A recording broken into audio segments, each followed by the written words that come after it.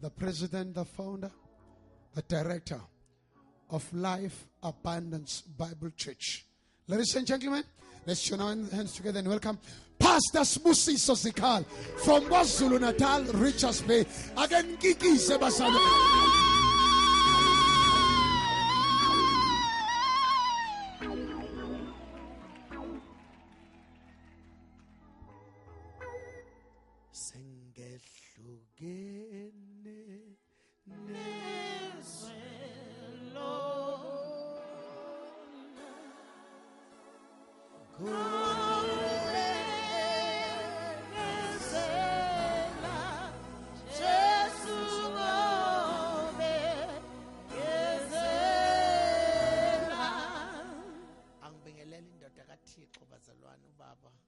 Usithole uNkulunkulu amgcobile wamisa kule nkonzo enkulu kangaka. Amen. Sasithi umvangeli kodwa sibona umpostoli. Amen. Because yonke into efunayo uzoyithola kule ntente. Amen. Isone siyalandwa. Umzalwane uyakhuliswa, abahlaselwayo banikezwe ixhobo. You know, everything uzoyithola la. So ake siye ezweni likaNkulunkulu, sibingelela izinceko zikaNkulunkulu nezincekukazi team, obaba, omama, abafowethu nodadewethu ngegama likaJesu. Ngicela sifunde incwadi yokuqala kaSamuel chapter number 10. Ngiphinde ngivalelise la eMthatha ngoba ngiyavalelisa ngiphinde ngibuye. So ngenzeka ukuthi ngiyavalelisa nangelinye ilanga ningibona sengikhona. So ngcono ngithi eMthatha, it's home. It's my second home. All right. Asifunde from verse 1. Kufundeka kanje. Senivulile bazalwane. 1 Samuel chapter 10 from verse 1. Then Samuel took a flask of oil and poured it on Saul's head and kissed him, saying, has not the Lord anointed you leader over his inheritance? When you leave me today, you will meet. When you leave me today, you will meet two men near Rachel's tomb at Zelzah on the border of Benjamin. They will say to you, the donkeys you set out to look for have been found. And now your father has stopped thinking about them and is worried about you. He is asking, what shall I do about my son? Then you will go on from there until you reach the great tree of Tabor. 3 men going up to God at Bethel, you will meet you there. One will be carrying 3 young goats, another 3 loaves of bread, and another a skin of wine. They will greet you and offer you 2 loaves of bread, which you will accept from them. After that, you will go to Gilead, to Gibeath of God, where there is a Philistine outpost.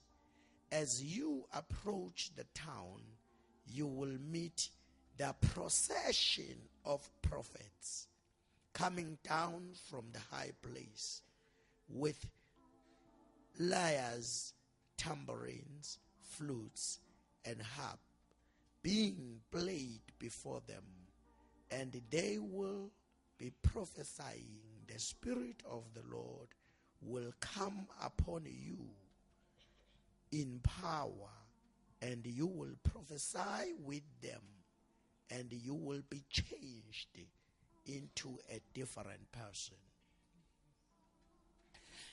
Ngiyacabanga ukuthi besifunda sonke abazalwane noma sifunde nangolunye ulimi sifunde. Verse 1. uSamuel wayesethatha umfuma wamafutha wawathela ekhanda lakhe wamanga wathi, angithi uJehova ukugcobile ukuba ube ngumholi wefa lakhe na? Nxa usumukile kimi namuhla uyakufumana abantu ababili ngasethuneni likaRaheli emkhawulweni wakwaBenjamini eSelisa. Bayakuthi kuwe, izimbongolo owawuye ukuzifuna zitholiwe. Bheka uyihlo uyekile izimbongolo, uyenqena ngani ethi ngiyakwenze njani ngomntanami na? Verse 3. Nxa usukile khona uye phambili uyakufika kulo iOki laseThabori. Kuyakuhlangana nawe khona abantu abathathu bekhuphukela kuNkulunkulu eBhetheli.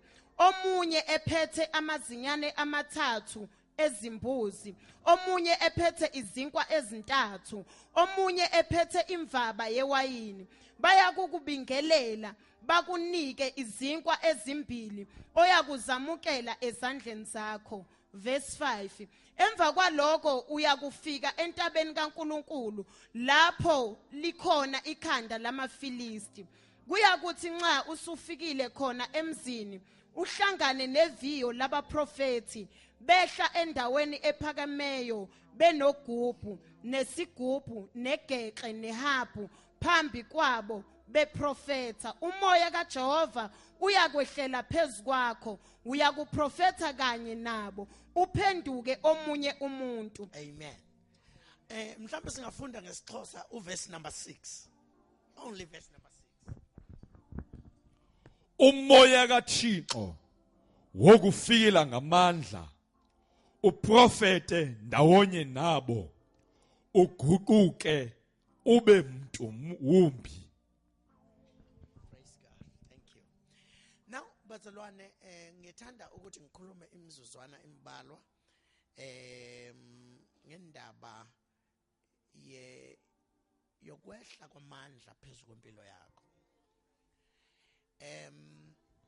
Siyazi ukuthi uma uJesu ehamba la emhlabeni ukhuluma ngezinto ezimbalwa. Number 1, ukhuluma ngokuthi uma behamba naye izulu libaphefumulele.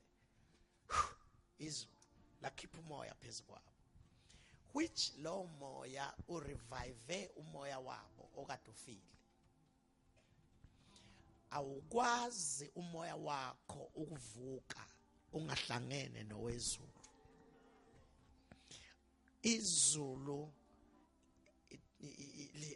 lithi nje breathe upon your life.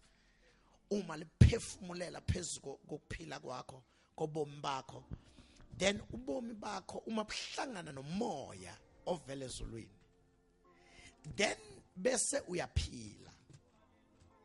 You know, lo moya lo moya akafiki ungakahlangane noYesu. Uhlangana noYesu bese kufika umoya. Ngoba uma uzinikela kuYesu, into enziwayo wenziwa ube sisidalwa esisha. Ngenxa yokuhlangana noYesu noma ukwamukela uYesu. Kodwa uma wamukela uYesu khona umoya esuke ezulwini, not the power but umoya kaThixo lo ofike angene kuwe a revive ukuze uthi ngaphakathi Abba Baba. You know, lamagama athi Abba Baba angazi ngesixhosa kuthiwani, kodwa uma uthi Abba Baba usho ukuthi kuThixo udedi okuzele. Uyabona umntana wami akakwazi ukuthi kutata usithole udedi.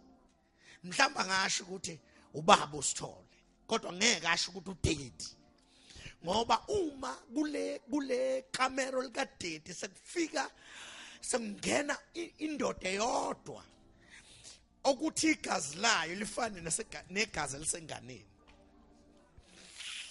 In other words, lo moya kaThixo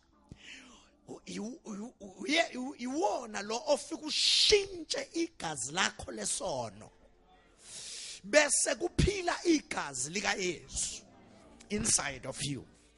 Ngamanye amagama noma usathane ekade kwazi kodwa manje umefika there is no connection anymore. Ngoba manje umoya ongene kushintsha ama connections. Unqamula iconnection ebheke esihogweni uvula iconnection evela phezulu. Oh Lord, angazi basalwana noma I will contain myself. Ngifuna ungagijima basalwana, ngifuna ukukhuluma. Now uma umoya lo engena lithi iBhayibheli ngelinye ilanga noYesu wabaphephetha yamkelana umoya ongcwele. But uma esehamba uthi hlalani eJerusalem nize nembathiswe amandla. Now when he talks about the power, he does not breathe the power. Amandla you need. Amandla awangeni, amandla ahlala ngaphezulu. So that no Satan mayekubheka abone enye into angabe sabona lo muntu ade ejwayele negqwirha manje liyafika likujwayele kungeneka kalula nje emzini wakho kodwa namhlanje ngenxa yamandla asephezulu kwakho awusathakatheki. Oh Lord nisekhona bazalwane. Then uma kufika kuleso sikhathi la khona izulu liphefumulela kuwe, then kusuke nje kukushintshwa bazalwane kwefocus ukuthi wena kade ufocus esihogweni manje usufocus ezulwini kade iconnection yakho uhamba uconnected with hell kuthi kusebusuku uzwa kusekukhona into ethi bhema manje vuka uchaye. Uyabona ukuthi connection yakhe sengapho kodwa makufika lo moya lo ufika unqamula iconnection yokuchaya bese uvula iconnection yokuthandaza unqamula iconnection yokujola uvula iconnection. Ay bazalwane nikhona bazalwane. In other words uma lo moya efika kuwe uzokushintsha identity. That is why iBhayibheli lithi usungumntwana kaThixo kade ungumuntu kaThixo kodwa manje usumntwana kaThixo. Then you have this boldness to come before him and say, Father, in the name of Jesus. Ngoba umuthi Father igazi lakhe ligijima la kuwe.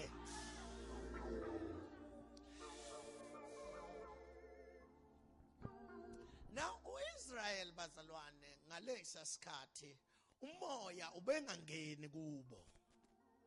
uThixo ubehamba nabo ngezinto ezibonwayo. Uke wahamba noIsrael ngenduku nje kaMoses. Uma kwangalahleka le nduku kwangalahleka iconnection. Uma kwangalahleka le nduku nje kwakulahleka yonke iconnection. Because uThixo wakhetha ukuhlala endukwini kunokuhlala enhlizweni. No akusiyena yedwa bazalwane ngelinye ilanga ezokhuluma naye uThixo wakhetha ukuthi abonakale embongolweni kuno yini esile wakhetha ukuthi abonakale esileni ingamboni indoda ithi umpriest ngoba khona abapriest abangakwazi ukubona uThixo ngaze abonwe izimbongolo. What the thing is serious Tatu Job. Ukuthi kukhona umuntu ongazibiza njengompriest angakwazi umbona uThixo efikile. uThixo azabonwa imbongolo. Uyabona leli lithi esile bazalwane leli igama lene lithi esile lezwakala kamnandi. Lihle leli lethe lithi imbongolo. uyabona imbongolo. Uyabona makuthiwa uzobonwa imbongolo, into engenamsebenzi yembongolo. Uyabona. Now uThixo wayekhetha ukuhlala kuma objects kunokuhlala enhlizweni yomuntu.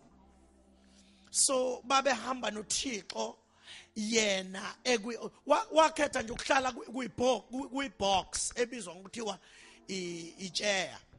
Ichair noma something like that. Yeah, ichair. All right. Ichair. All right. Wakhetha ukuhlala in this box then ukuhlala kubantu. Yabona ukuthi khona into ayethetha.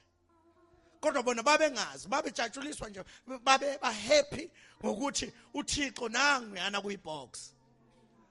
Babebona ngeglory yehla ukuthi usengenile ebhokisini.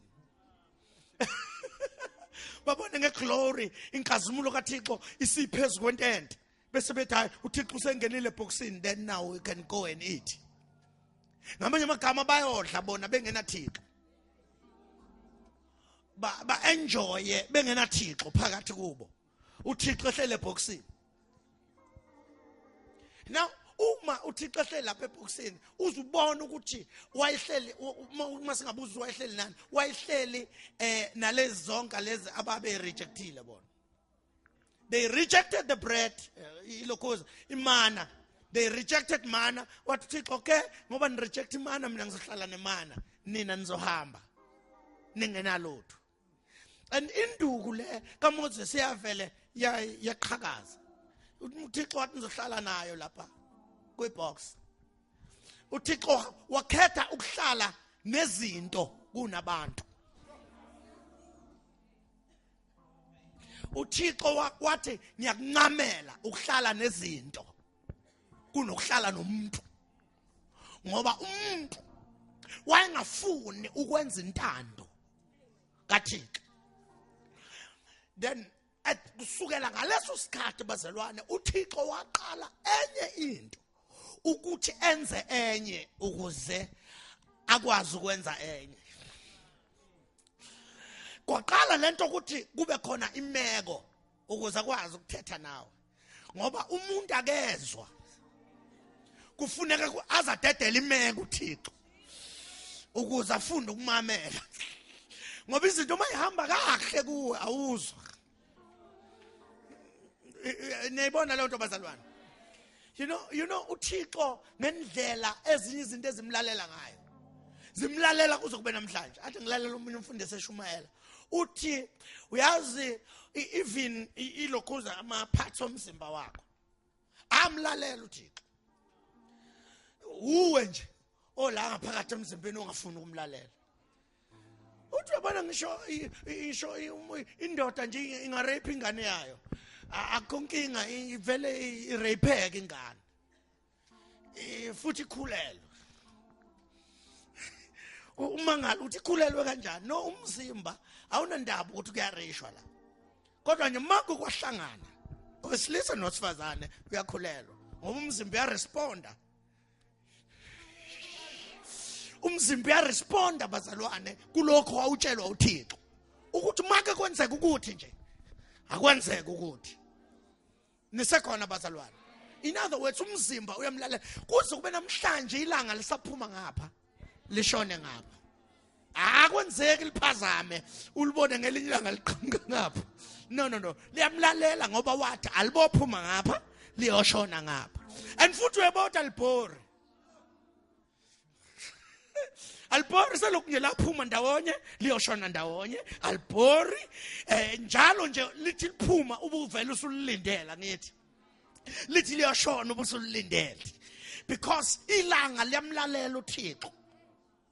The problem in that, she said too much.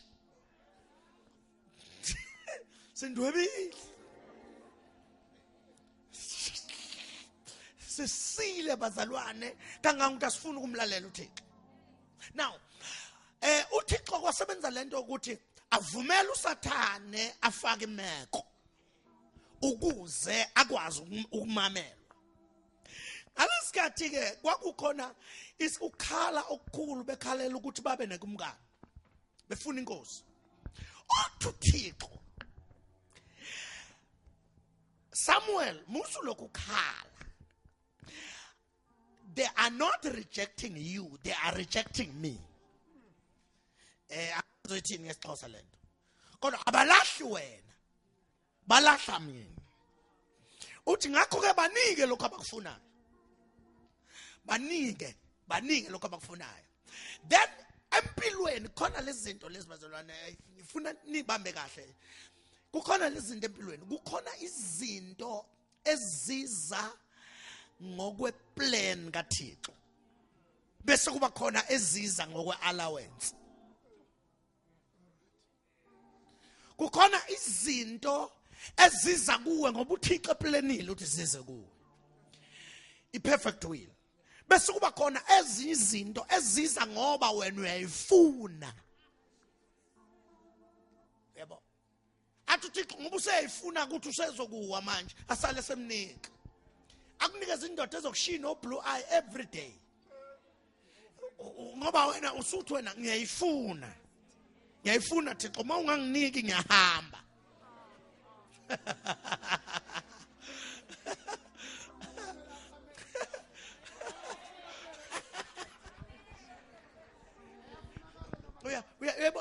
Uyabona uyifune ibusiness kanti uThixo ubesathi awume kancane ngikulungise. Wena uyifune ngamandla ibusiness uThixo angikwazi ngizophila kanjani. uThixo maye ondla intaba angahlulwa uwe. Yabona uThixo simbukela phansi. Simbukela phansi too much ukuthi hayi ungazondla zonke izilwane lezi ezingalimi ezingasebenzi kodwa thina ngeke ukuthi uzahluleka. Uyifune ibusiness, uyifune. Uthi ngiyifuna Thixo. Lethi iBhayibheli ofunayo ke uyafumana. And then uthola ibusiness ezokukhipha busy ungaye enkonzweni. Ingakuniki ixesha lokuthandaza. Ikususa ikwenza ube kude noThixo. Imali ize kodwa uThixo ahambe. Kukhona izinto ezifika ngokwe perfect will kaThixo. Kodwa manje njengoba ngikhuluma nje kukhona nibuka izinto zenu nje manje. Kukhona ozwayo ukuthi nguyo lento kodwa ngiyasha. Cha impela ngishadile. Kodwa kulomshado ngiyasha. Ngiyasha. Nisekhona bazalwane. So asikiyeke lokho. Ngaze sikhulume indaba zabantu. But kukhona izinto eziza ngeperfect will kaThixo. Uyabona into mayikwenza ungakwazi ukukhonza uThixo. Leyo nto ayizanga ngokweperfect will. Uma noma ngabe kuthiwa leyo nto iza nama-million nama-billions angakanani. Kodwa uma singekho isandla sikaThixo, ungakwazi ukuya kuThixo, ungakwazi ukuzwa ifellowship noThixo, leyo nto ayiveli kuThixo. Evela kuThixo izokwenza ukuthi noma ubusiseka ngapha futhi ngapha ubukhonza uThixo. You are flourishing in the spirit and you are flourishing in the flesh. Amanye amagama izinto zikaThixo zi-perfect ziza kuwe.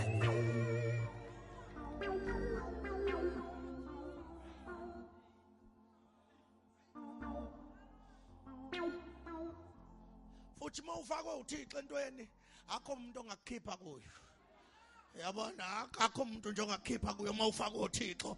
Noma ngakuthi ungena emateksini makusho uThixo uthenga itekisi uyifake lapha bangadubulana ngapha nangapha bashayane ngapha nangapha eyakhe iteksi ihlala igcwele nje. Ihlala igcwele nje. Bafe bonke onoteksi bebulalana bamangala ukuthi wena usale kanjani. Yikuthi uyinikeza uThixo. Ntambama nangu ubheke enkonzweni. Ekawe uphethe iBhayibheli yakho enkonzweni bona babeluse laba babadrivelayo wena ubeluswa uThixo and imali yangena. You are blessed and you are happy. Bazalwane khuluma nobani kanti namhlanje izinto ezivela kuThixo azikwazi ukususa kuThixo. Ezivela kuThixo.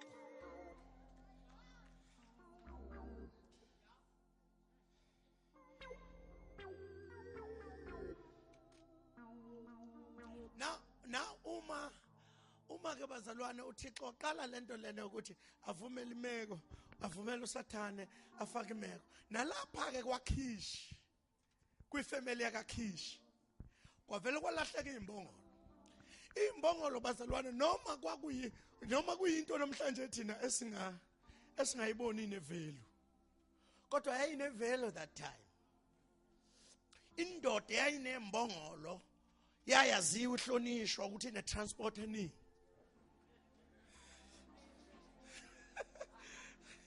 Wayine transport eningi ngembongolo, ahlonishwa ngembongolo zakhe.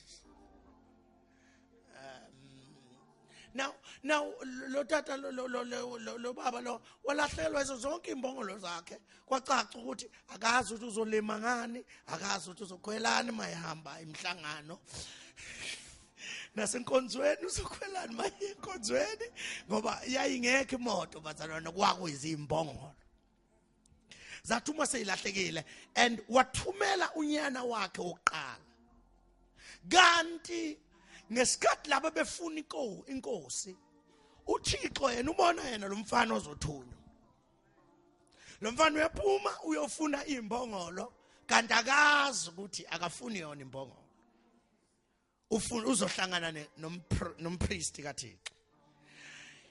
Ngesikhathi ephuma ukulahleka kwembongolo bekuyimeko emenza suke epositionini wrong afike kwiposition right. Ngoba khona abanye abantu abangeke bathi babe kwiposition right until kufika imeko. Uyabona khona ezinye imeko la esingathi noma sithi siyakuthandazela ingasuki le meko. No, le meko leyifuna ukuthi move from where you are and come closer and closer to God. Now, uma this guy a flocker eya lapha yana, liBhayibheli wayifuna wazokatala wathola iBnB walala. Kanti kuleyo BnB kukhona nomprofeti kaThixo. Nomprofeti kaThixo ulele la uthi uThixo khona umfana ozohlangana naye ekseni la. Uthi lungisa uphondo, ulungise amafutha ngoba khona umfana ozohlangana naye la. Akamtshela uThixo ukuthi lo mfana olele la nje uhluphekile, ulahlekelwe izimbongolo. Uthi kodwa lo mfana mgcobe. Lo mfana ulahlekelwe uyafuna kodwa yena wenza njani? Mthambisa. Ngoba nogcobo nentambiso bazalwana inandaba ukuthi ulahlekelwe yini, it does not matter. uThixo mayefuna ukukuthambisa nje ukuthambisa izinto ezilahlekile. Akufuneka uzuthola izinto ukuze uthanjiswe. Uthanjiswa zingekho. Lethi Bible ulahlekelwe uyafuna kodwa uyathanjiswa. Lethi Bible wathi mayefika nje wathi mayevuka ekseni bamtshele kukhona umprofeti ulele kule room. Njengoba ulele kule yena ulele kule room. Awuye kuye mhlawumbe uzokutshela izimbongolo ukuthi zalahlekela ngapho because lo muntu lo uyazi izinto ezilahlekileyo. Uyabatholisela abantu abatshela izinto ezilahlekileyo ziphi. Wathi mayifika nje esathi nceke kaThixo wena uThixo akugcobile esasondela nje inceke uyavele yathi kade ngikulindile guqa phansi yamehlisa ngophondo yamguqisa ngalo wathi akwenzekani nathi manje washo ukuthi uphondo selihleli uyamangala nathi kwenzekani namhlanje uphondo seliphezulu kwenhloko oli uthezibona ioli ayehla yonke le ndawo inuka all over kwakuyi oli all over iperfume all over because ioli ababegcotshwa ngayo ngalelanga yayiphi ngaleso sikhathi yayiperfume yayithi mayifika ishintshe indlela yevumbe lakho kushintsha ivumbe lakho bese kunuka intambiso nje, kunuka intambiso. Uthi uma ungena kunuka intambiso. Yes, nabantu ababeyazi ukuthi unevumbe elinjena kodwa uma uqhamuka usunentambiso, but I know siyamazi yena kodwa siyazi lento enuka kuye. Kukhona into ahlangene nayo, khona into ehlele phezu kwakhe, khona into enzekile. Something could have happened upon his life. Khona into enzekile. And then this boy confused, then what? It's lendoda le, okay, uzosuka ke la uhambe kimi manje. Mawuhamba uzohlangana nabantu ababili. Labantu ababili, they have a message for you. Labantu uzohlangana, they have a message for you. I don't have a message, but they have a message for you. Uma bekutshela lento le bazokutshela lento, nama ngikutshela ukuthi bazokutshelana. Ukuze uma sebekutshela wazi ukuthi ngikutshelile. Bazokutshela ukuthi imbongolo zakini injani? Because lento eyahle phezulu kwekhanda lakhe ifuna imbongolo. Ilanda yonke indawo imbongolo la izalahlekela ngakhona. It does not matter zalahlekela ngaphi imbongolo zakho, kodwa uma intambisi ke yafika phezulu kwenhloko yakho, iyona leyo ntambisi efuna imbongolo zakho la zalahleka ngakhona. I don't care ukuthi kwalahlekane bomini bakho, kodwa uma intambisi ifika, iyona that is going all around searching for your donkeys. Tshela umakhelwane wakho ukuthi ngiyayifuna imbongolo zakho.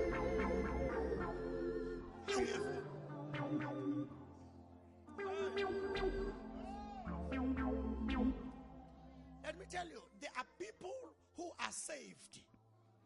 Ukusindiswa bazalwane kulungisa indaba yakho noThixo. Kodwa ungalahlekelwa usindisiwe. Kukhona abantu abalahlekelwa kodwa benze njani? Gama lakhe libhaliwe encwadini yokuphila eundlu, unokuthula noThixo, unepeace noThixo, kodwa imbongolo zona ilahlekile. Uthi uma eqeda nje ukukhuluma ngelwimi ezintsha, athi rababakasha, rokokosha, umethu uvula amehlo, zibuye ingqondo, imbongolo zilahlekile.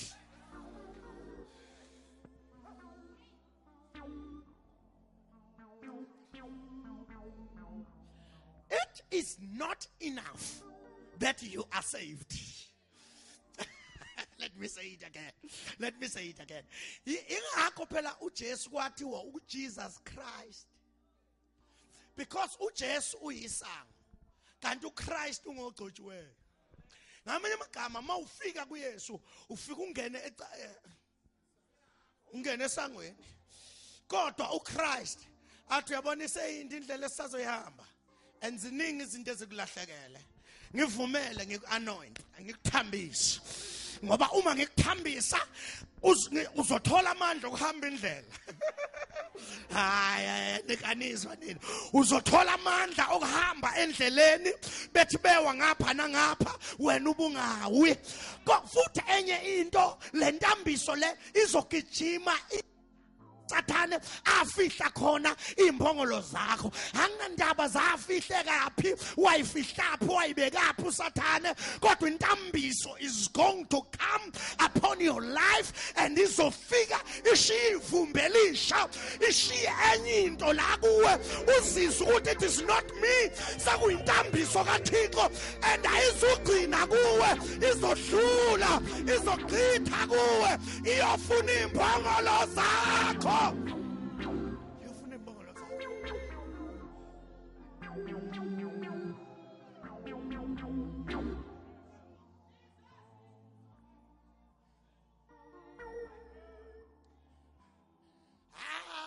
Nkosi yami ngithe mangizwe ukuthi iphinde yayithendwa lemvuselelo ngathi awukuzoshintshwa ivumbi, kuzoshintshwa ivumbi, kuzoshintsha indlela onuka iperfume yakho nje kwaJesu, kuzoqhamuka enye iperfume manje. Almighty God, after tonight khona iperfume ezokwehla phezu kwabantu. Le perfume le ayifani nama-perfume asemhlabeni, iperfume efuna imbongolo. Uthixo uzoshintsha ivumbi.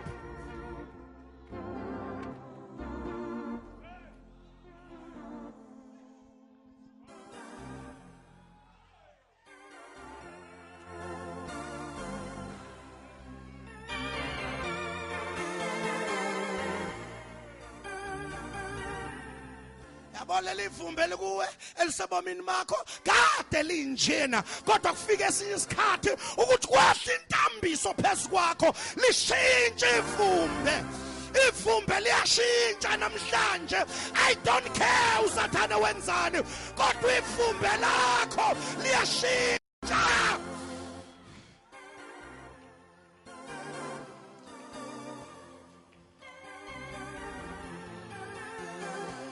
Kushintsha ivumbe, kushintsha ivumbe, kushintsha ivumbe. Ifikile intambiso, kushintsha ivumbe, kushintsha ivumbe. Siyasa imbongolo, siyasa imbongolo, siyasa imbongolo, siyasa imbongolo, siyasa imbongolo. Kushintsha ivumbe, kushintsha ivumbe,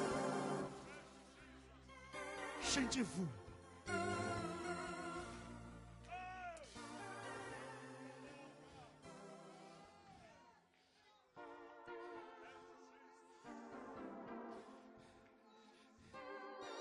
Nosathana uzomangala ulijwayele leli vumbe sowaze waliqhela leli vumbe kade lizwa uzomangala ukuthi uzozwela ivumbe namhlanje lihamba abantu bantwana bakaThixo behamba etalandini zasemthatha ivumbe lishintshile lishintshile.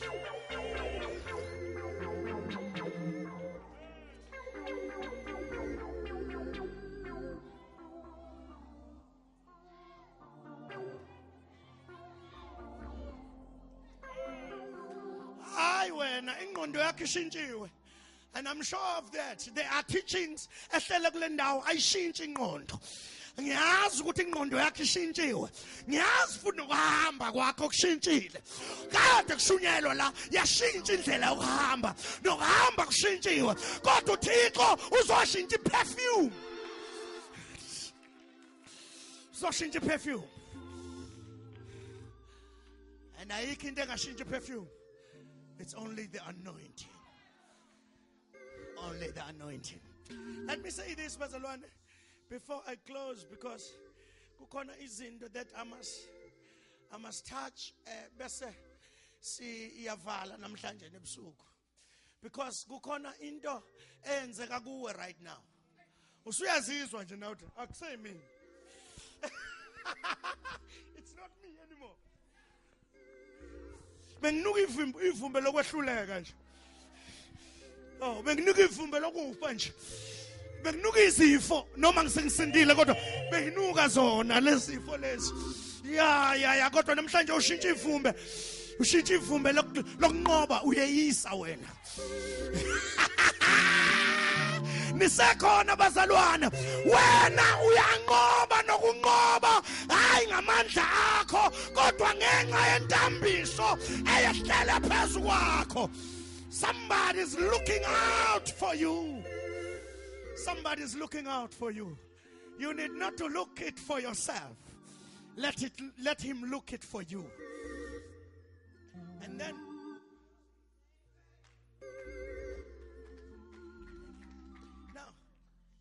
Now, the Bible says, they will give you a message. Not like the messages you used to hear. Abantu abazohlala bekhalela ukuthi umfana wami siyakhalela imbongolo zakhe zikatholakala kuze kube manje. Abantu abazohlala bethetha ngemeko. Ngoba uyabona lento ohlala uthetha ngayo iyona ezo manifest. Shintsha indlela yothetha. Can I talk to you bazalwane? Shintsha indlela yothetha. Yabona uDavid wathi uma anointiwe.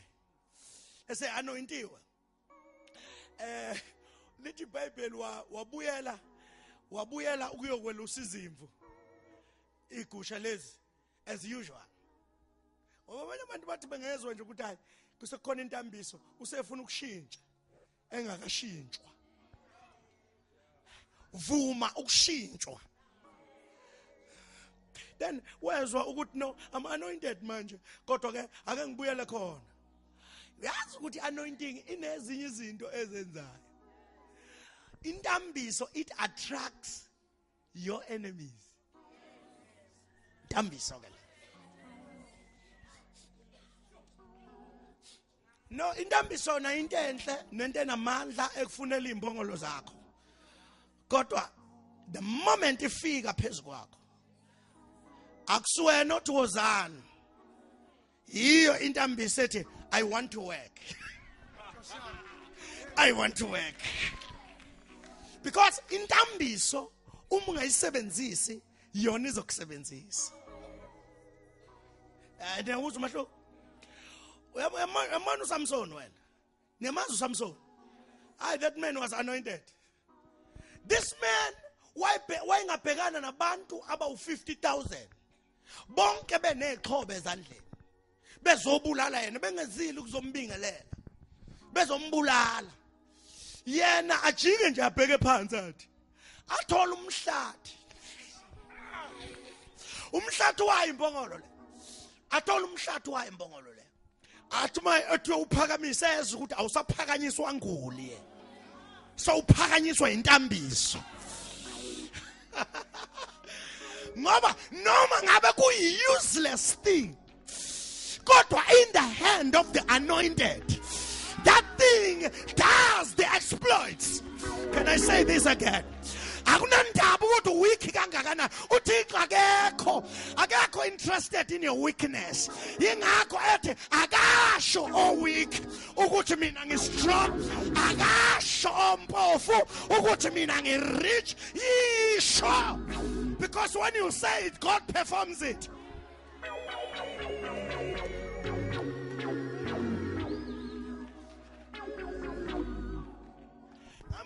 The problem is not with God.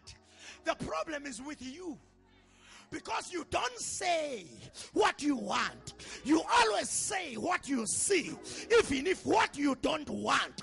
Let me tell you, don't say what you don't want. Because if you say what you don't want, eventually it will manifest. But even if you see what you don't want, don't say what you see.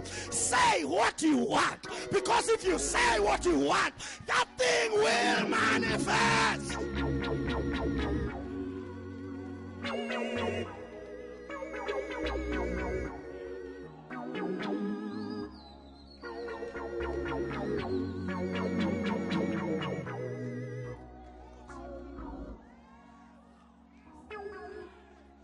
uThixo akekho interested mama ukuthi usumakhulu kangakanani. As long as the anointing is upon you. Intambisi iphezu kwakho. Uma nje okwathi uyabheka wabona umhlathi nje wembongolo lokudala yafa.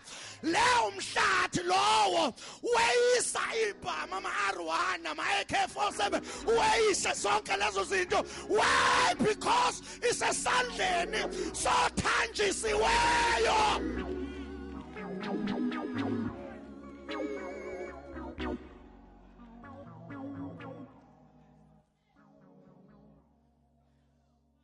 I was trying to say, you know, intambiso, it has a tendency of attracting your enemies.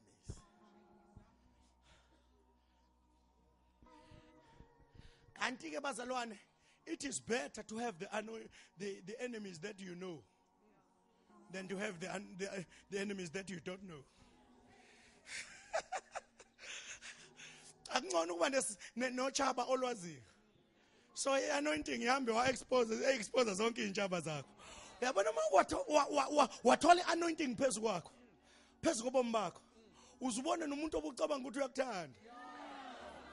Uthi kanti ubani ubethu uyangithanda nje? Kanti ungithanda uma imbongolo zami ilahlekile. Akangithanda uma imbongolo zami seyibuyile. Kukhona abantu abakuthanda ngoba usekuyimeko. Uzucabanga ukuthi bakuthanda kanti they feel pity on you.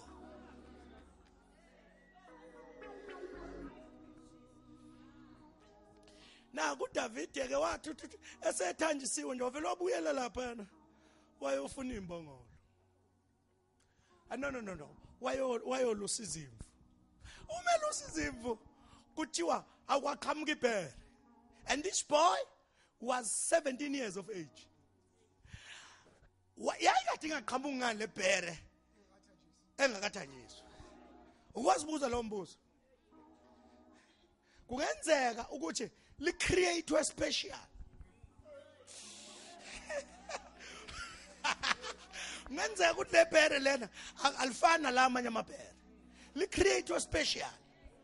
Ukuzocheka ukuthi ingakanani intambiso. But praise God, lithi iBhayibheli ungasabi usuko yike. Lithi iBhayibheli uThixo ngeke avume ukuthi ulingwe ngokungaphezulu kwamandla akho. Mawubona ibhere nje liza kuwe yazi ukuthi liuntanga yakho. Liuntanga yakho hada noma ungalibona ngazathi likhulu kakhulu libhodla kakhulu no liuntanga yakho ngoba uThixo uluweyile walithola ukuthi no leli ningabambana naleli.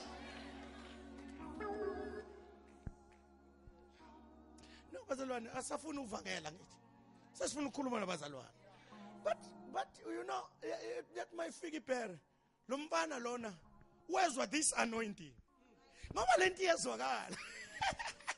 Iyezwakala. Amen. uThixo akusikelele mfundisi wami saluthetela kimi. You know lento iyezwakala. Iyezwakala ukuthi mawunormal nje uyahambela nezingane zakho uyifakela ama-short nidlalela nise holiday. Kuyezwakala ukuthi no ikhona yona kodwa is not in use. Kodwa makuqhamuka into ufake yona ama-short. Kwaqhamuka into usuyibona lento ukuthi no this thing is not natural. And lento lena ayiqhamuki emazulwini le. Ushintsha uyayizwa ithi no be alert. Khona into ezokwenzeka manje. Kukhona ifight enguhlelele yona. Awuthi ukujima. Uzwakala uselwandle ukade uyophumula nabantwana bakho. Uzwakala usuthi khamthala baba ushaya. Zizwe ingane ukuthi utata mayisenza nje utata akusekuhleka mase kunje. There is going to be a fight. Ingane zigijima ibuyele emotweni ngoba seziyazi ukuthi utata mayikwangena kuleli igumbi sekuyaliwa. Intambiso iyezwakala.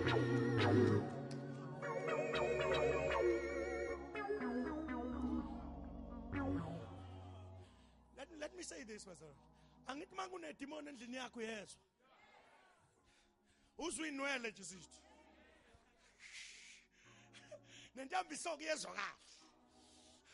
Noma ngeke ngikutshela ukuthi uzwa kanjani. Khona iyezwakala. Uyazi ukuthi sekufika abaphezulu manje. Sekufika abaphezulu. But lithi iBhayibheli wayizwa lentambiso and then wabamba this thing. Lithi wali dabula njengetakane. Something like that. Lisho njalo. Njengetakane lani lebhoko legusha. Dabula. Kwangazathi udabula into nje esathambile. Esanda kuzalwa. You know what the anointing can do? Ingenza into dangerous kuwe ibe harmful.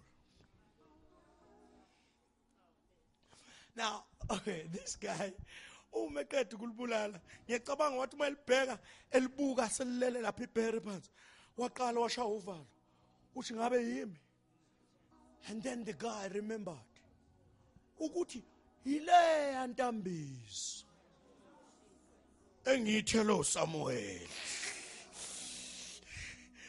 Kuthe esathi uyabulela. Esathi ndiyabulela Thixo. Nanti ibhere. Wezwe ingonyama ithi yabo.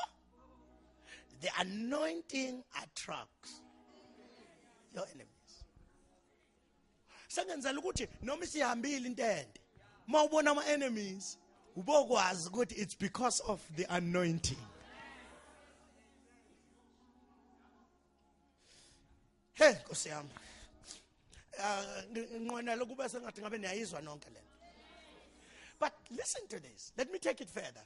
Can I take it further? Now, uma egqiba ukubulala ilokhuza. Ilion now. Ingonyama. Iphubesi. Maqeda ukubulala iphubesi.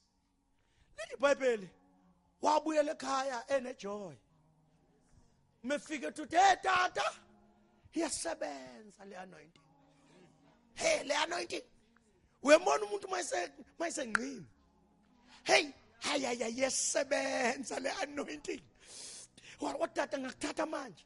Ngikuse kuleli bhere ngilibulele. Angilibulalanga ngezandla kodwa ngilibulele nje ngeanointing. Wathi uyalibona le letakane le kufanele ngabe lisesiswini sebhere. Kodwa because of the anointing le letakane lisaphila.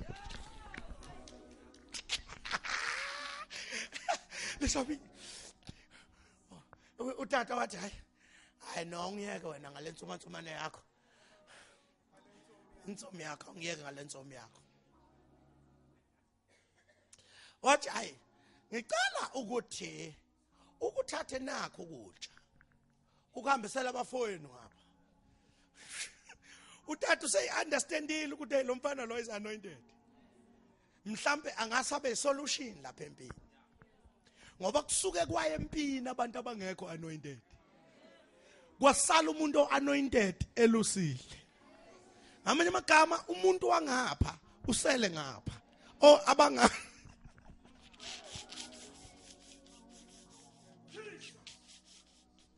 Uninginikaniso basekhonzweni ukuthi hayi engathi namhlanje kudumisa abangapha. Bekufanele laba abangapha babuye ngapha, laba abangapha babuye ngapha. No angaze nizwe nina leyo nto.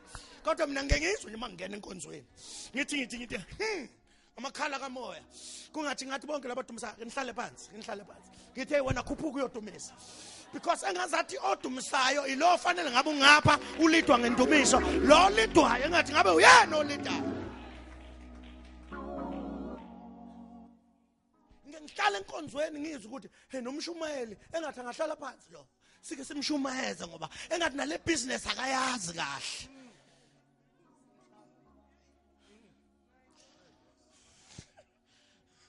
Ngixolele bazalwane khona kwesinye isikhathi umuntu asho leyo nto ngoba ephakeme engasafuni ukushunyayezwa. Kodwa khona kwesinye isikhathi uzwe ukuthi uyazi ngishunyayezwa esigebengu. Engalesi sigebengu singahlala phansi sidlala ngabantu bakaThixo. Siyazi lento esithetha ngayo.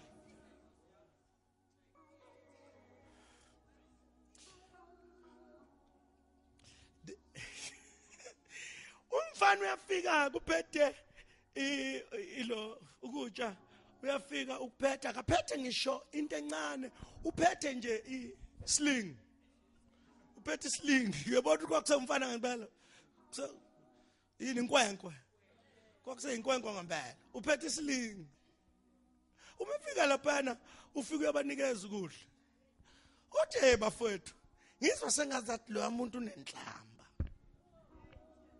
Inhlamba leya angathi unenhlamba lo muntu okhuluma lapha ezantsi. Noma ngaba mde man. Kodwa thina sinoThixo. Bathi abafana uyabona ke wena usujwayela ukuphapha wena buyela le emvweni. Kwesha abafowethu buyela emvweni wena.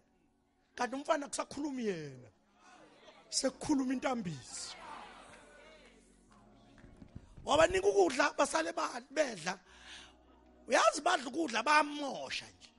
They are wasting food because abalwe la empini. Basempini kodwa they are listening to inhlamba nje kuphela. Ngamanye amagama zinhlamba nje kuphela bona abazozizwa la. Abazila uzolwa. They are wasting their father's food. And then this boy, lungile westanda kokudla kodwa. Wadlulela enkosini. Ufika ukuthi enkosi uyonikwana umuntu obulala le ndoda. Uyonikwana umuntu obulala le ndoda. Hayi yachaza inkosi. Yathi kodwa hey mfana wami. Lo umuntu wempi. He is experienced in the war. Kandagazi the anointing can make an inexperience. Awunandaba ukuthi awunaso kangakanani experience. Kodwa makuhlala intambiso phezulu kwakho. Oh Lord, izokwenzela into ongakazi uyibona baze bakubuza ukuthi how uyazelaphi lento. Ngoba besithi awuyazi nje lento. Bakuza usushaya imaths nje naseclassini mawufundisa bakuza ushaya imaths. Bangazi ukuthi uyithatha kanti intambiso. Itambiso. Listen to this, Pastor Ron. Let me. Lo mfana lona uma eqiba ukukhuluma nale ndoda wathi hayi kulungile ngizoya mina. Ethi inkosi, mfana, ngicela ugqoke nanti ibhantshi lensimbi. Gqoka nanti ibhantshi lensimbi, ufake nayi into yensimbi helmet ukuze uthi uma ubhekana neexperience yale ndoda leyana ungasheshi ufe. Uthi lo mfana uyigqoka ke lento ngoba akayisi khona abantu abadelela amavele wena ungiyeke ngalezi zinto zakho. Gcotshiwe mina. Thanjisiwe mina. Ungiyeke ngalezi zinto zakho. Wathi lo mfana kulungile ake ngizame. Kanti akazi ukuthi umfana unento engaphezu kwe-iron jacket. Uma unentambiso lento ingaphezu kwebhantshi lensimbi. Ingakho uma unayo kuthiwa khosikali. There's no weapon formed against you that shall prosper. Ngenxa ukuthi lento engaphezu kwakho ingaphezu kwe-iron jacket. Hayi nisekhona bazalwane. Uma kuthiwa ongakuwe mkhulu kunosezweni. Ucabanga ukuthi usuke kushiya ubani? Usuke kushiya uJesu wena. Usuke kushiya anointing. When the anointing is on your side. Oh yeah. When the anointing is on your side. Akho umuntu oqhamuka esihogweni ongema phambi kwakho. And then bazalwane lo mfana lona wathi hayi ngiyaxolisa baba ngicela ulithathe leli lensimbi. Because lo tata lona umnikeza le bhantshi lensimbi tata uMagogo. Umnikeza le bhantshi lensimbi nje woyika nalo yena. Umelazi le bhantshi lensimbi leli ukuthi linamandla yini yena ngayiholwa ngalo. Hayi bazalwane mhlambe yimi ngirong la. Yindaba uma le bhantshi lensimbi li strong kangaka yini yena engayi ngalo emfazweni. Woyikela nalo. Kodwa he has got guts. Ukuthatha le bhantshi ahluleka nalo. Alinikeze omunye umuntu. Ngoba abantu they will give you izinto abehluleke ngazo. Always people will give you izinto abehluleke ngazo. Better go to God yourself. Usifunele okwakho. Ngoba kwakho uma kufika kuba umsize wakho. Uyalinga uthatha into zabantu. Konke ngayifunde mina bazalwane, ngiyangizwe ngishumayela intshumayelo zabantu. Always I make sure that I go to God and get a sermon. Ake ngize ngishumayela intshumayelo yomuntu mhlambe ngeke ngize mhlambe ngoze ngihambe la emhlabeni. Ngoyishumayela intshumayelo yomuntu engizwe ishunyelwa umuntu mhla intambisi ihambile kimi. Ukuthi intshumayelo yomunye umuntu is too bigger than me. Mina ngifuna leyo size wami. Listen to this. Now uma this guy esehamba uyahamba abafowabo bambheka abantakwabo bambheka uyehla ubheke kule ndoda le ndoda le ayiseyinde ngalo mzuzu 6 meters tall imbele yini ingcila imbele all right phela u6 meter bazalwane into engaka bukani kahle le ibukani kahle lento bazalwane ukuze niyazi u6 meters 1 2 3 4 5 6 yabona ngiqale khona umbhede lo tata lala kungaka umbhede uma evula isandla kwangazathi uqaqeka lemethe isandla sakho mayinga engakuthuya nishaya lana ningalala nonke kulo line phansi. The hand is huge. You understand that? But nangu mfana uyehla ubhele uma ehla lo mfana lona wehlela emfuleni uthatha amatshe awu5. La manje awu5 wathathelana lo mfana. Nisekhona abazalwane. Wathathelana la manje awu5. Yikuthi uma ufunda incwadi kaFirst Kings chapter number 5 uzothola ngesikhathi kubuyela umphongolo emuva. Kuthiwa amaFilisti izwe lamaFilisti lani nama region awu5. Kusho ukuthi njengoba kwakuGoliath lo kwakukhona amanye amadoda awu4 aqhamuka kwamanye ama region. Amadanga ngoGoliath. Ngamanye amagama wayethi uma ngishaya lo lamanye azolinda lababanye. Noma bengakafiki bona kodwa ke uma befika nabo ngizobalalisa phansi. Hayi ungadlali la wena. Siphethe into thina siphethe itshe elaqatshwa ngabakhe eselaphenduka inhloko yegumbi. Uma qhamuka noma yiphi incilimbela sikhipha lelitshe sishaya incilimbela. Uma qhamuka enye sishaya incilimbela. Kuqhamuka enye sishaya incilimbela. Kuqhamuka enye sishaya mighty God.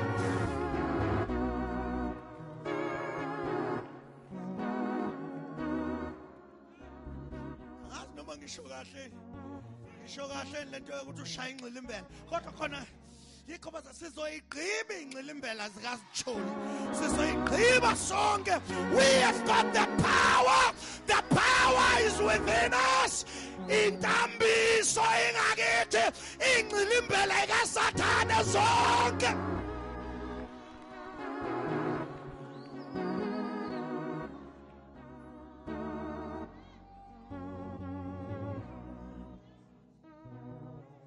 Njengoba uhleli la nje manje angithi uyayikhumbula le yancilimbele ekulindile. You've got to stretch your hand and take a stone and take it like this. Uthi come on ncilimbela. Ncilimbela woza ngiphethe nje.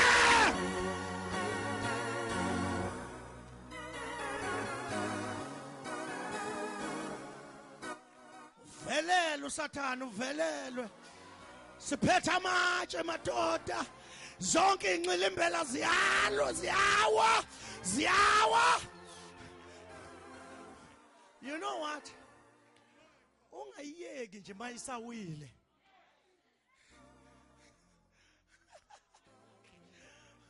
Don't rest ngoba incilimbela yakhe iwile. Yabona noma ungayiphethe inkemba nithini inkemba noma ungaliphethe iklele kodwa incilimbela yakho iliphethe iklele. Uma kuyincilimbela thatha iklele kuyincilimbela le unquma inhloko yayo. Inhloko yencilimbela izonqunywa iklele layo.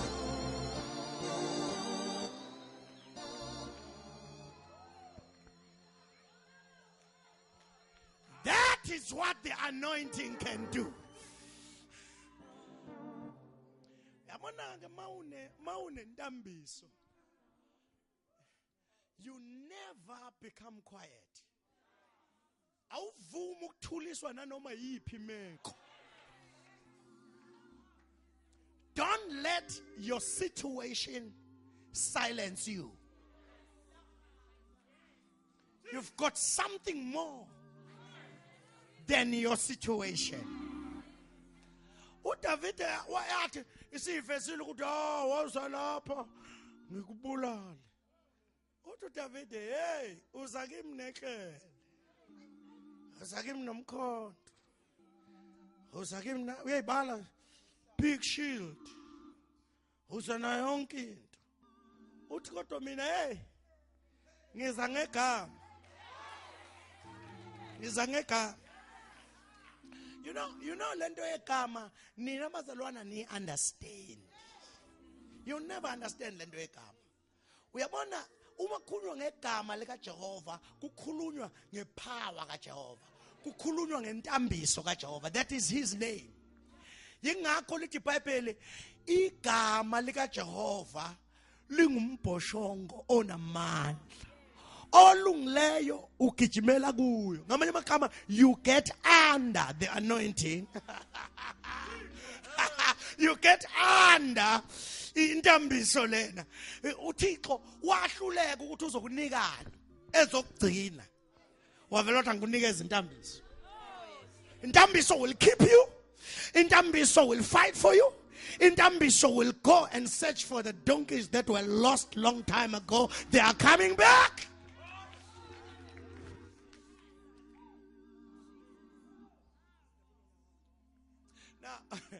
Now, this boy, what you want to ngiza ngegama lika Jehova. What you want? Lelo khanda lakho. Ngizobe ngiliphakamise kanje. Yabona ngesikhathi esho in the spiritual realm lanqumeka Goliath. Umfana waliphatha ikhanda engakaliphathi. We must learn because bazalwane ukuthetha akuqhamuki enhlizweni. But uthetha kuqhamuka kwifaith.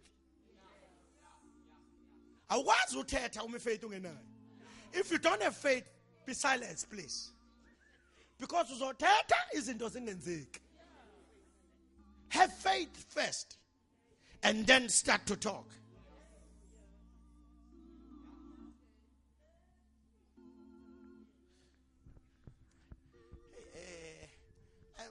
Noma ke manje sengishone phansi kakhulu. Mhlambe sengideep kakhulu. Is that right? All right. Ithi ke iBhayibheli. Lo mfana lo wathi uyabona leyo nhloko yakho ngizobe ngiyiphakamisile manje. Isidumbu sakho sizodliwa izinyoni. Kukhona ke enye intetho eyenzeka la. Listen to this, is very yabo bazalwane namhlanje angishumayela kwangempela ke. I'm just telling you. Kukhona enye intetho emnandi ya. Uthi uGoliath, wena David ngizokunikeza izinyoni zasendle. Kodwa uthi uDavid, uma mina ngibulele wena ngizonikeza amaFilisti izinyoni zasendle. Ngamanye amagama uma kufa uGoliath izinyoni zizosutha zonke. Kuzoba yifeast. Kodwa uma kufa uDavid izinyoni zizolamba ngoba kodliwa uDavid yedwa.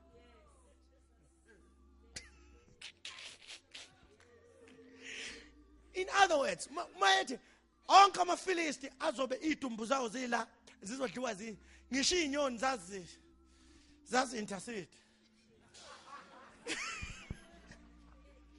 Ngisho izinyoni zazikhuleka zithi akufa uGoliath. Ngoba uma kuke kwafa uGoliath sizosutha sizoba nephathi. Kodwa uma kufa uDavid ayisizolamba. But listen to this, but I'm closing now. This is what the anointing can do. Anointing yenza ukwazi ukukhuluma boldly. Ukhulume umyeni wakho, uphathe impahla zomyeni wakho onxilayo. Uyibambe kanje.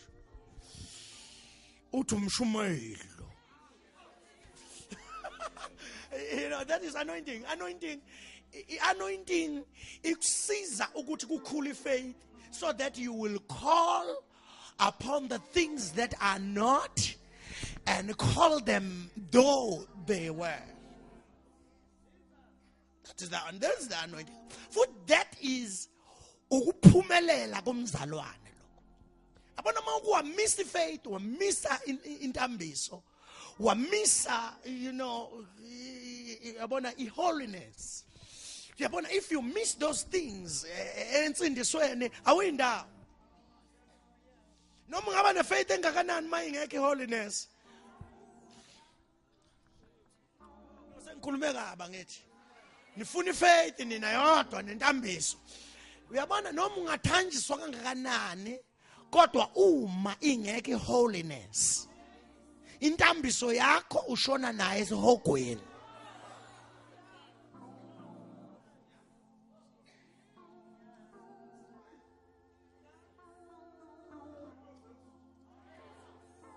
Baba zalwane into edingeka namhlanje kufuneka sihambe sihambe sithi thina singabantwana bakaThixo asikudli okuthiwa kudliwa asithinti la kuthiwa kuthintwa khona.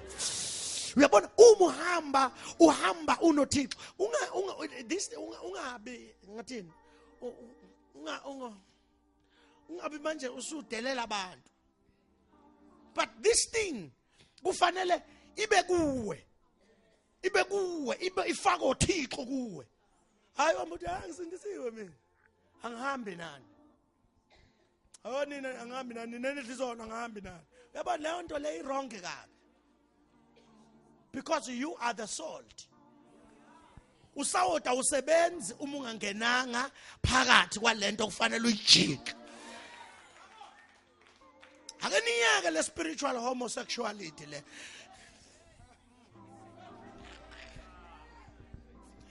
Phela i-homosexuality bazalwane abantu abafanayo begudlana ndawonye.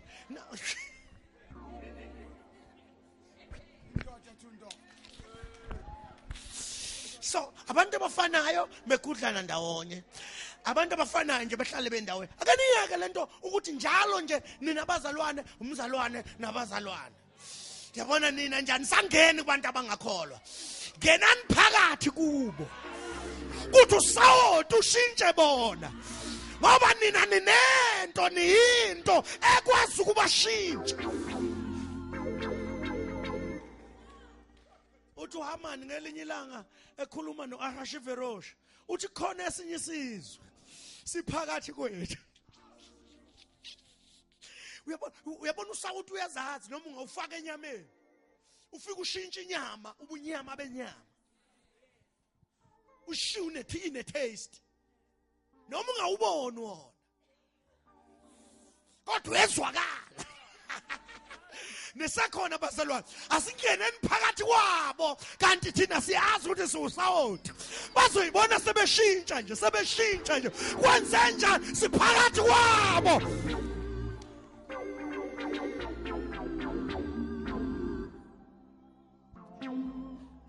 Mhlamba ngivale bazalwane. Ngivale lento ngingayiqedi. Now listen to this bazalwane. Uma this guy yehla nje lento kuye uhlangana nalabo abantu abayi2 bayamtshela ukuthi hayi imbongolo seyitholakele. In other words, that is restoration. Ngamanye amagama izinto zakhe ezakulahlekelayo, they've got no choice than to come back to you. They've got no choice. No, bazalwane, I'm telling you ukuthi lento iyona ezohamba ilande lezinto ezakulahlekelayo. Don't waste your time. Spend your time in prayer. Spend your time with God. Isekhona bazalwane. Lento iyona ezolanda lezi zinto lezi. Musu uhamba uhlupheka. Sengisindisiwe kodwa lezi zinto ayibuyi. Sengisindiswe kangaka. Sekuze kophela nezinyanga eziwu5. Ngilokhu ngisindisiwe ngiphila ngoba ngigcwele. Lezi zinto ayibuyi. No. It's not your duty ukubuyisa izinto.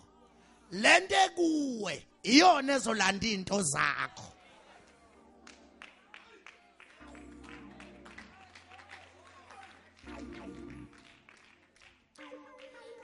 Mhlambe this guy umiqeda ukudlula kulaba uthi ke uzodlula ke ufica abathathu manje.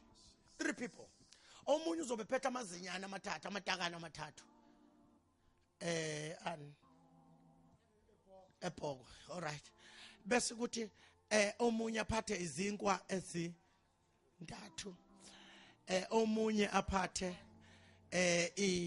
imvaba yewine. A skin of wine. Uthi awuliyeke iwine, ungaqala ulithathe. Awuyeke futhi namatakane ebhokwe awukuyeke lokho. Nezinkwa thatha nje zibe yibili. Usiyeke esinye bahambe nazo. Umbuzo wami uthi why 2? Have you ever asked yourself this? Why 2? It seems as if it's the word and prayer. uthatha izwi nomthandazo. Because imbuzi lezi zizoyifikela zona. Ungayithatha wena zizoyifikela. Ngamanye amagama, when the word is doing its work, uzobona ngoba sekufika nembuzi. When the word is doing its work, uzobona sekufika newayini.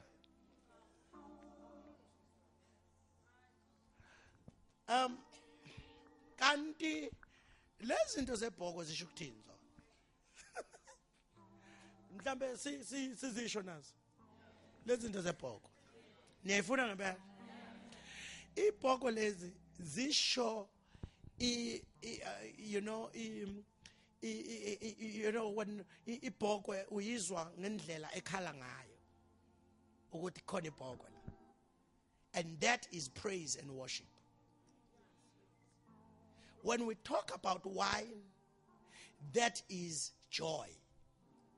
Ngamanye amagama, uma ufika kule anointing, spend time in prayer and the word.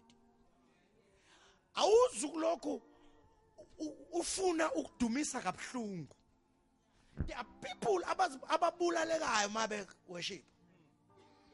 Ubona ukuthi uzavala amehlo ufuna ukudumisa kodwa akudumiseki. Let me tell you, Bazar, worship comes from within. Because within, la ngaphakathi kuwe, there is the word. Ngamanye amagama mawusugcwele izwi ilona liphumelayo in worship.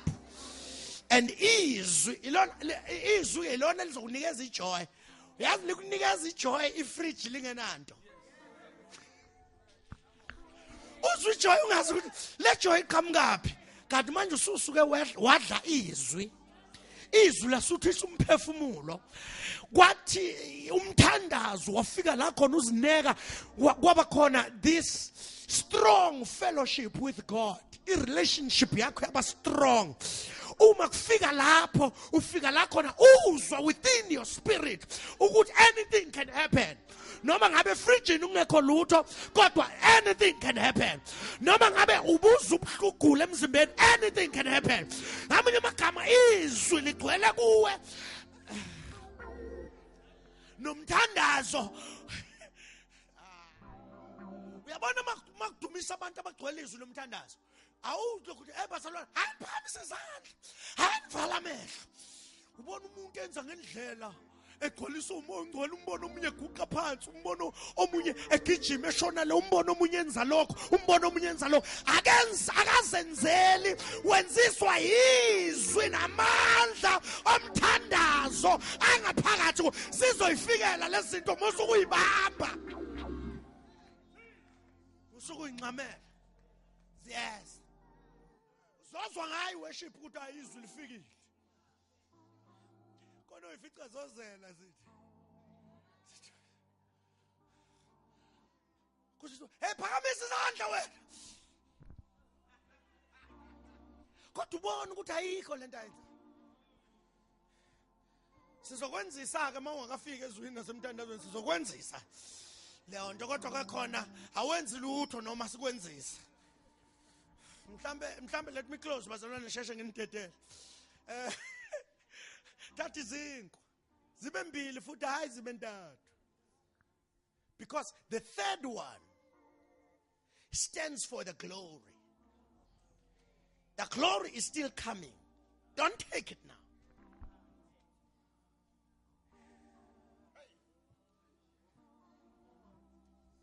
Ayemdabuya la kumuntu ongakasindiswa namhlanje ngoba mhlambe ngeke ezwe lutho.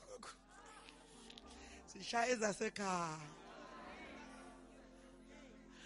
Now, let me close.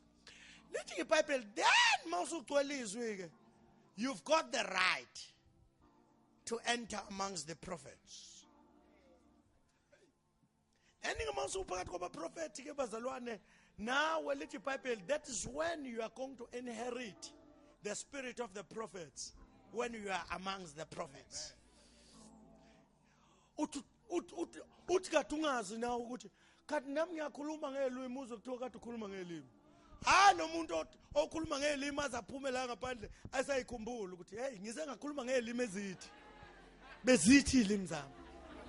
Yabona ke lo udlala ngathi lo.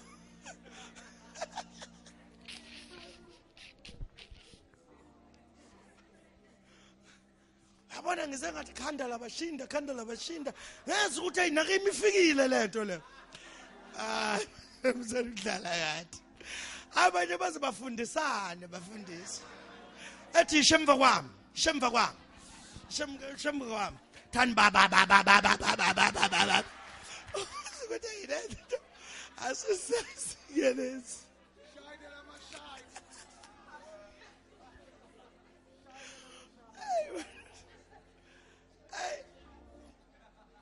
nisixolele bazalwane asikwazi make kwenziwa kwakho nisixolele mhlambe kufanele ukuthi ubone enye indawo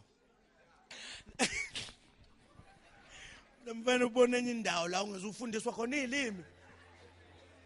Yabona manje uzothola izilimi zendoda manje hayi ezikaMongcwele. Yabona leyo nto le mawusuyithola kumuntu ke hey ziyaxolisa xolisa zabantu hayi asifuni. But listen to this bazalwane in closing. Lithi iBhayibheli then mawusungena phakathi kwabo. This is the most important part. Bamba lento ke ngizoyisho manje sesiyavaka. Lithi iBhayibheli wahlangana nabaprofeti baprofeta naye kwehla umoya phezu kwakhe naye waprofeta kanye nabo. What is a prophecy kahle? A prophecy is to say what God says. That's a prophecy. A prophecy bazalwane akusikhona ukuqagela into oyicabangayo. A prophecy is to say what God says. Usho lento esukishiwo uThixo ngaleso sikhathi. Kusezwakala bazalwane. Now usho lento eshiwo uThixo ngaleso sikhathi. Now uma lithi iBhayibheli uzothi mawuqeda ukuprofeta kanye nabo and then you will change. There's going to be a change. Ube ngomunye umuntu hayi ube lo muntu owawuhuyu ungakasindiswa. Njalo uhlala usikhumbuza yabona mina ngakasindiswa ngangishayela. Yabona usewuye loya. Kahle hle awukashintshwe. Uzoshintsha ube ngomunye umuntu. Khona uthi kodwa Nkosi change me tonight. Change me. Asimeni ngenyawo.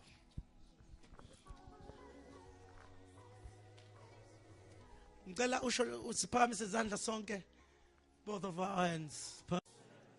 Ethatha izwi nomthandazo. Baba ngiyabonga ukuthi imbongolo ziyabuya.